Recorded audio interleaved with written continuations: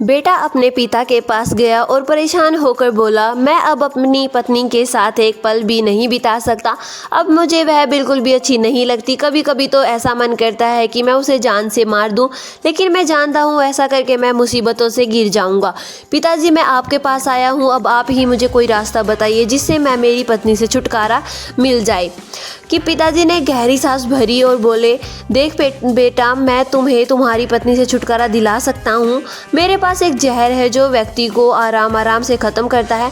मैं वह जहर देने के लिए तैयार हूँ, बस तुम्हें मेरी एक शर्त माननी होगी। ये शर्त भी तुम्हारे भले के लिए ही है।